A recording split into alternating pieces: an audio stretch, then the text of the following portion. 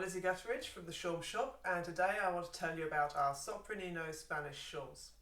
These are the smallest and therefore highest pitched shawms that we make here at the Shawm shop, and they have the same range and pitch and fingerings as a treble recorder.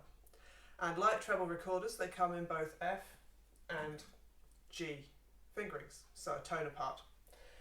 The F instrument is based on a model that was developed by John Hanchett. If you want to know a bit more about the background of historical Spanish shawms, I recommend you take a look at my video about our sopranos, Spanish sopranos, because I covered there a bit about the history of what these are based on.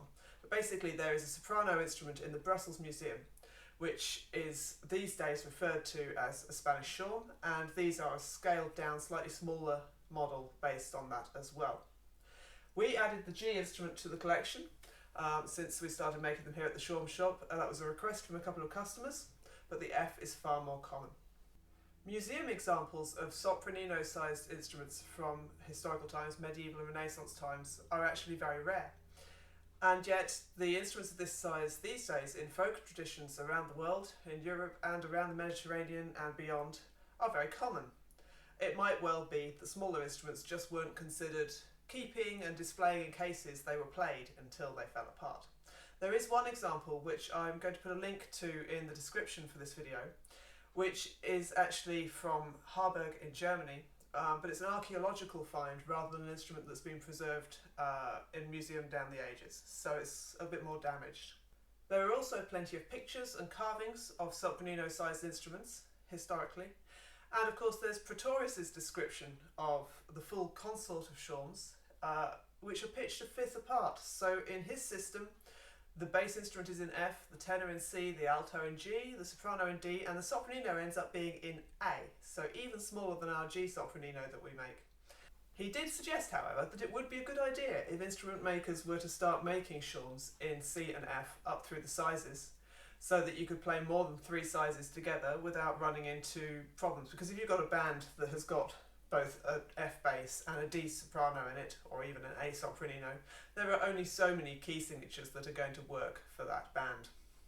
Sopranino instruments are relatively easy to handle. It's much easier to cover the holes than it is obviously on bigger instruments. They're not as hard to blow as you might expect, and they can be quite nimble, so you can move around the instrument fairly quickly. Sopranino shawms tend to work very well alongside bagpipes, and this is a pairing that you see a lot in folk music. So for example, in Brittany you'll see the bagpipe and the shawm working together, and they usually have the same pitch. So if you're using an F sopranino shawm, you might well be using a G bagpipe alongside it, and that's what you'll hear on the track that I put at the beginning and end of this video, where I recorded these two instruments together. The reason it's an F shawm and a G bagpipe is simply that the shawm is named for its 7-finger note, whereas the bagpipe is named for its drone note, which is usually the 6-finger note. So the F shawm and the G bagpipe have very similar fingerings, and the same is true of the A bagpipe, if you have such a thing, and the G shawm. And that's one of the reasons that we were asked to make the G sopranino, was to pair it with a player who was using an A bagpipe in their band. If you're not sure whether you should be getting an F or a G instrument, I would say get an F instrument. It's fairly simple. That is the most common, it's the most versatile in terms of what keys you can play in, and it's got the common fingerings that you're used to on an F recorder or the low register of a clarinet. The fingering on these, like the sopranos, there's just 7 finger holes down the front, plus some tone holes in the bell. And this one has an optional thumb hole on it, so you can have that if you particularly want it. I think I said on the soprano video I actually prefer them without myself, but I know that a lot of people who come particularly from recorder playing, they're used to the fingerings that use that hole and they find it easier, so it's there if you want it. I'm just going to play a little bit now for you on both the F and the G instrument, and I'll try and use both versions of that fingering, so that I use the open thumb and also the 6-finger second register note.